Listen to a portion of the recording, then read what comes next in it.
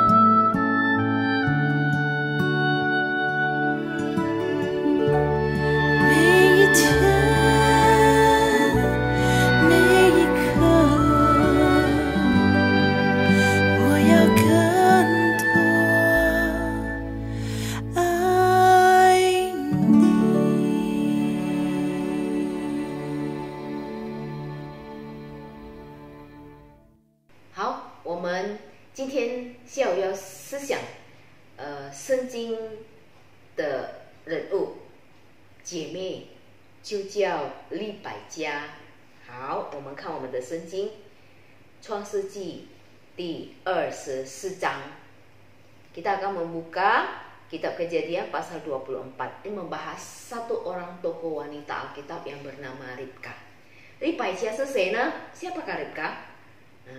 Ribka adalah istri Ishak, menantunya Abraham, menantunya Sarah。利百加就是以撒的妻子，是亚伯拉罕和撒拉的这个女婿。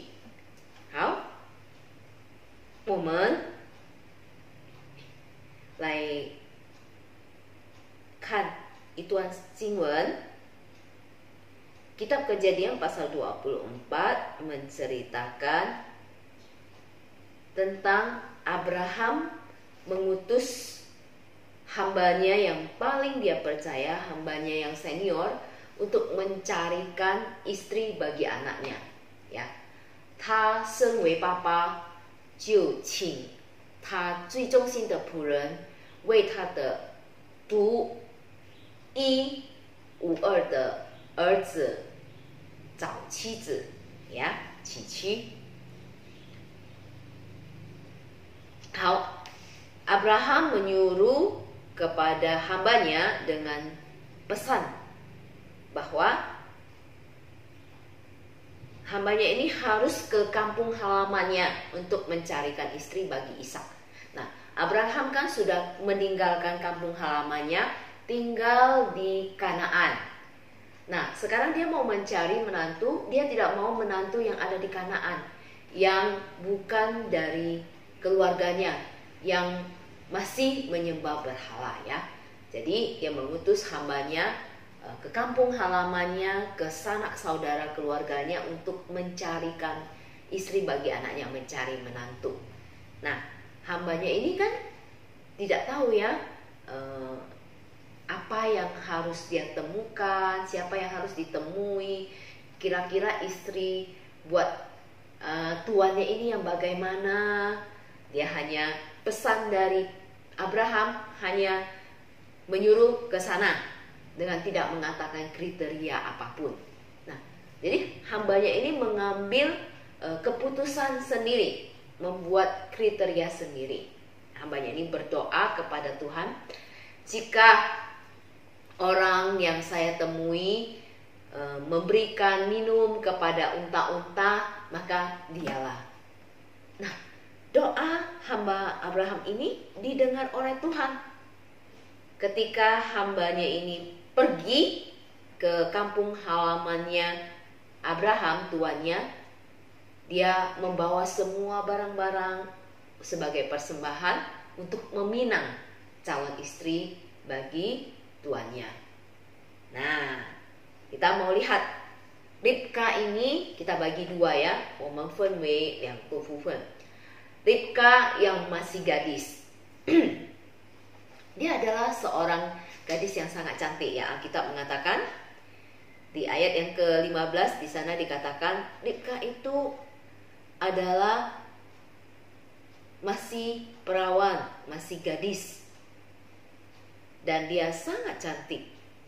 Dan Ribka ini adalah anak Betuel, anak Milka, istri Nahor, saudara Abraham. Jadi masih ada ikatan kerabat dengan Abraham.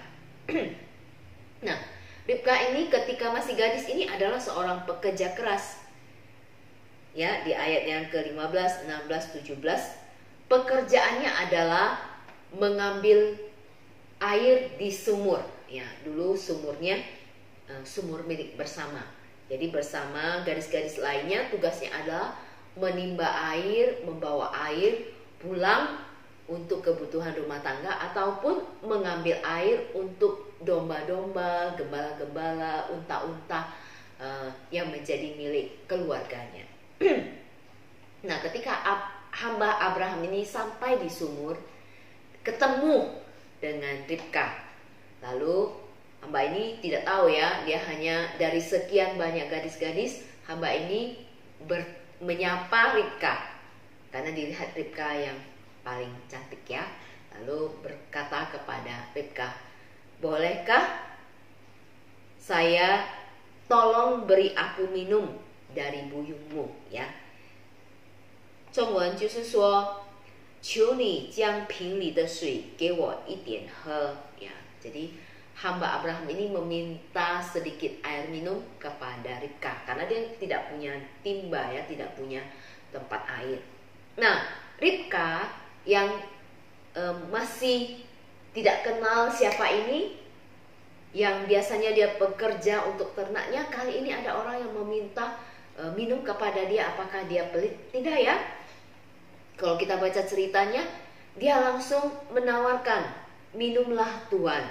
Jadi air hasil timbaannya itu, di buyungnya itu dia berikan kepada hambanya Abraham. Bukan hanya itu saja, dia malah menawarkan air yang dia timba untuk diminum kepada unta-untanya. Ya, 给骆驼，不单是给亚伯拉罕的仆人喝，连他所带来的骆驼，他也这个百家也给骆驼喝了。Mari kita bayangkan, seekor unta itu minum airnya bukan segelas dua gelas ya, 1000 sampai 2000 liter. Bayangkan seberapa banyak unta yang harus minum sedemikian banyak air, dan Ribka harus menyediakan. Berarti dia harus menimbah berulang-ulang. Jadi kita melihat Ribka yang masih gadis ini adalah seorang pekerja keras. Dia juga murah hati. Dia tidak hitung-hitungan. Dia tidak memperhitungkan, oh saya capek-capek kasih kamu minum, kasih untamu minum, aku dapat apa? Toh juga tidak kenal ya. Tapi Ribka punya hati yang penuh belas kasihan, hati yang murah hati untuk berbagi tanpa hitung-hitungan ya. Nah, dengan karakter yang demikian, bagi hamba Abraham ini adalah wanita yang memenuhi kriteria ya, apalagi dia masih kerabat dari tuannya. Dia cantik, masih kerabat, dia punya karakter yang baik, murah hati, pekerja keras, begitu mengasihi orang lain. Jadi kita perhatikan Ribka, gadis yang punya karakter demikian, mengubah kehidupannya, mengubah masa depannya. Dan kita melihat Allah campur tangan di dalam kisah ini. Kisah ini menunjukkan bahwa campur tangan Allah, pimpinan Allah, pemeliharaan Allah. 从利百加的身上，利百加的故事，我们看到神的看顾、保守、带领，呀，对亚伯拉罕的仆人，对利百加他所作所为，决定了他前途，呀，menentukan nasibnya. Bahkan ketika selesai dia memberi minum, dia menawarkan, kamu adalah orang asing, kamu pasti butuh tempat menginap, mari ke rumah saya. Lalu Ribka membawa hamba Abraham ini ke rumah papanya, ke rumah ayahnya, memperkenalkan. Nah, di sanalah terjadi peminangan ya. Hamba Abraham menyatakan maksud tujuannya, bahwasanya dia diutus oleh Abraham tuannya untuk mencarikan Ishak, istri. Nah, Ribka di dalam pertolongan kasih Tuhan, dia juga mengambil keputusan besar yang mengubah hidupnya. Ya, bagaimana mungkin dia belum melihat calon suaminya, tapi dia sudah bersedia menjadi istri dan bersedia mengikut hamba Abraham, hamba dari calon suaminya, ke Kanaan. Dia harus meninggalkan keluarganya, meninggalkan kampung halamannya, ikut hamba ini yang baru saja dikenalnya. Lalu dia harus bertemu dengan calon suaminya yang tidak dia kenal, masuk kepada keluarga yang baru. 我们看利百加有这么大的信心, yang kita melihat Ribka ini punya iman yang sangat besar ya dalam hal membuat keputusan yang mengubah seluruh hidupnya.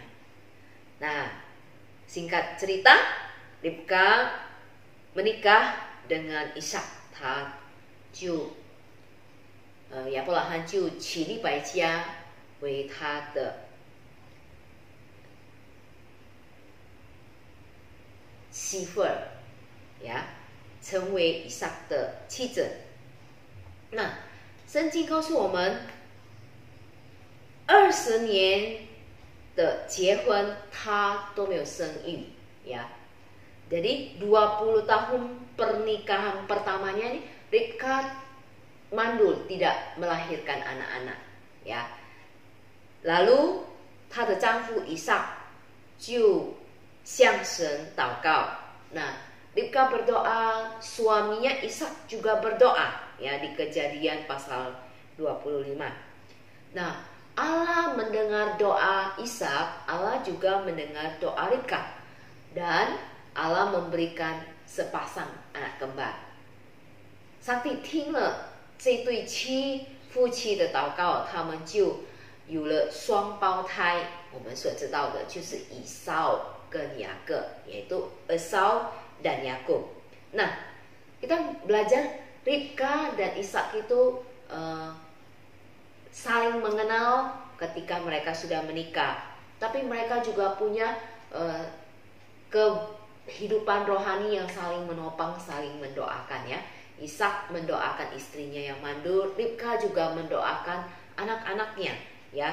Ketika Ribka mencari tentang kandungannya, kenapa kandungannya selalu bergerak ya, berantem di dalamnya ya, dua anak yang berantem.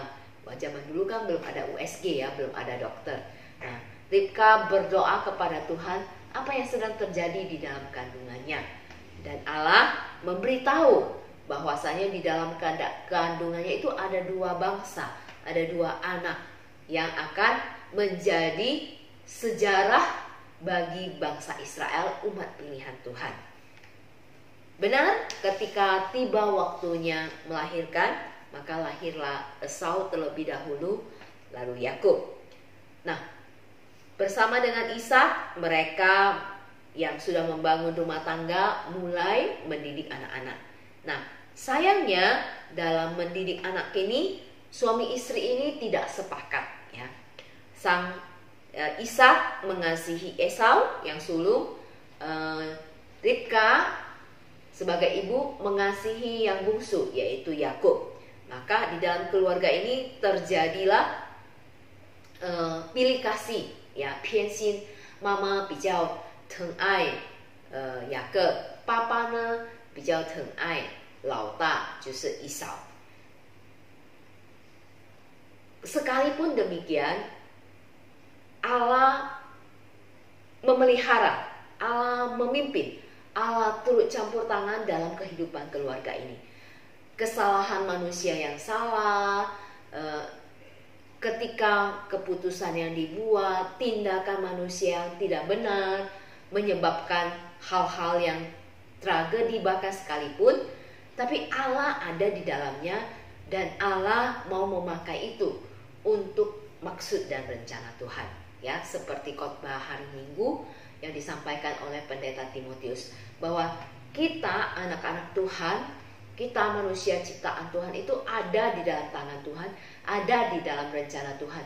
Apapun yang terjadi ada di dalam kehendak Tuhan, atas izin Tuhan. Demikian juga Ribka dan Ishak ketika dalam mendidik anak-anak mengalami konflik, dan konflik ini menghasilkan konflik yang lain, sehingga bahkan terjadi perpecahan di dalam rumah tangga. Bahkan juga Yakub harus merampas hak kesulungan Esau, sehingga Yakublah yang mendapat berkat dan Esau tidak. Akhirnya Yakublah yang menjadi mengikat perjanjian dengan Tuhan. Jadi Allah Abraham, Allah Ishak, Allah Yakub ya. Yakub. Dan mereka inilah yang menjadi umat pilihan Allah, keturunan yang akan menjadi umat pilihan Allah, yang akan juga menggenapkan rencana keselamatan Allah. Jadi ibu-ibu sekalian, kita melihat Ribka yang dari gadis sampai menjadi seorang ibu, hidup dalam pimpinan dan pemeliharaan Allah. Dalam hal keputusan kecil pun yang dilakukan, tindakan yang dilakukan, sampai pun tindakan yang menurut kita tidak bijaksana dalam mendidik anak, Allah pakai itu untuk mewujudkan rencana Tuhan. Karena semuanya itu ada di dalam kehendak Tuhan, di dalam otoritas Tuhan. 所以姐妹们，我们要学习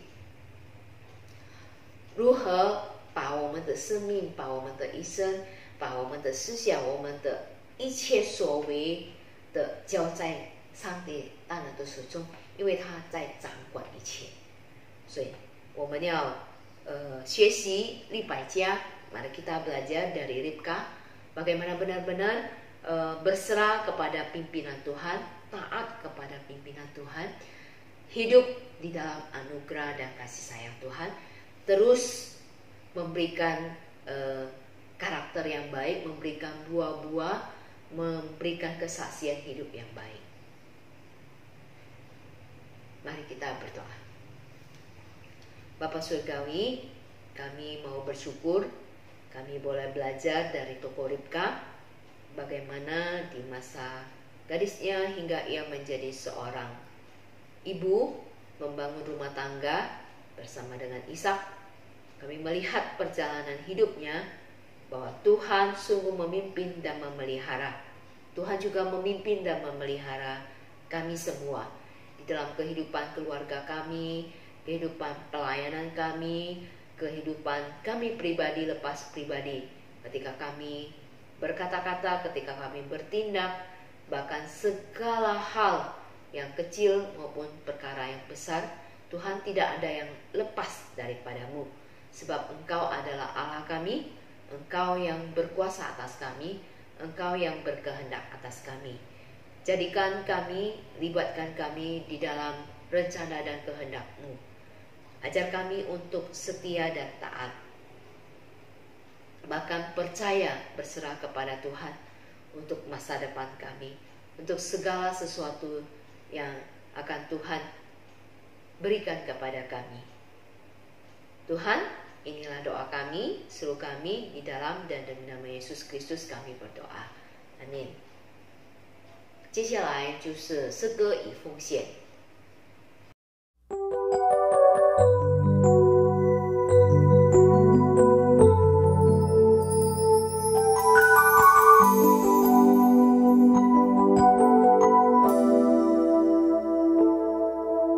在无数的黑夜里，我用星星画出你，你的恩典如晨星，让我真实地见到你。在我的歌声里，我用音符赞美你，你的美好是我今生颂扬的。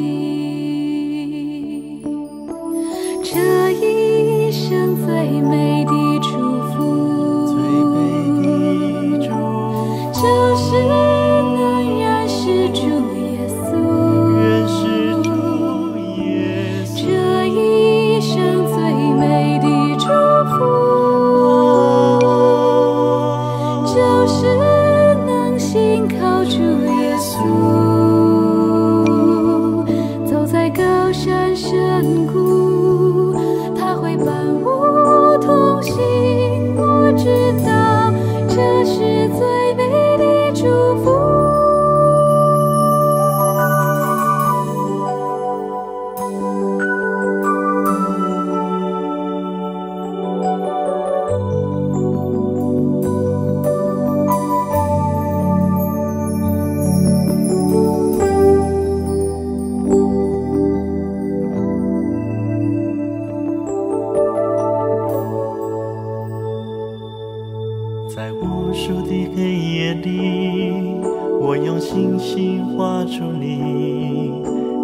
恩典如晨星，让我真实地见到你。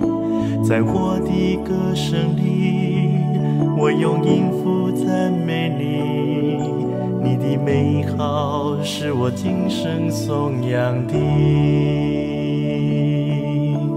这一生最美的祝福，就是能认识主耶稣。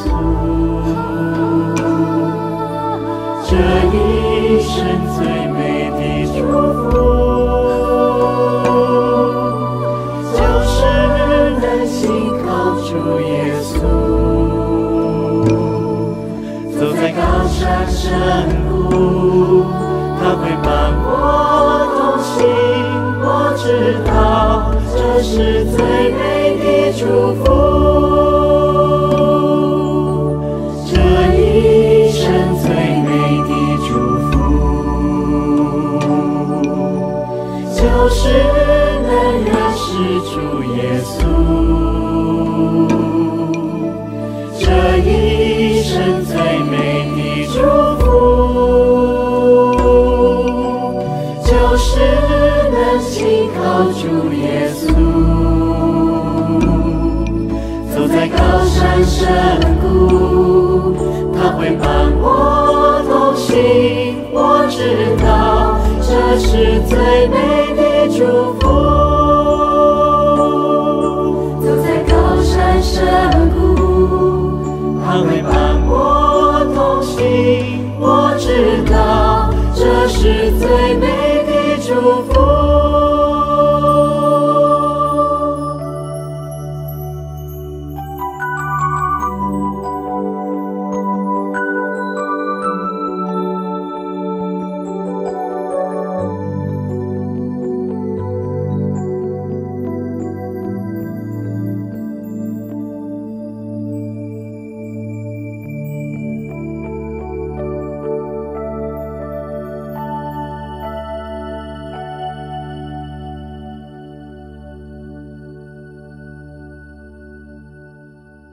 我们做结束祷告。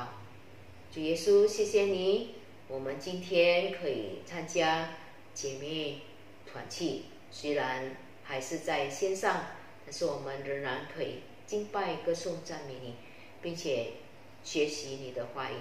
祝福我们的奉献，祝福我们的学习，祝福我们的反思，我们的梦想，我们的一生由你来带领，由你来掌管。我们这样祈求祷告，奉耶稣的名，阿们。平安，上帝赐福于我们。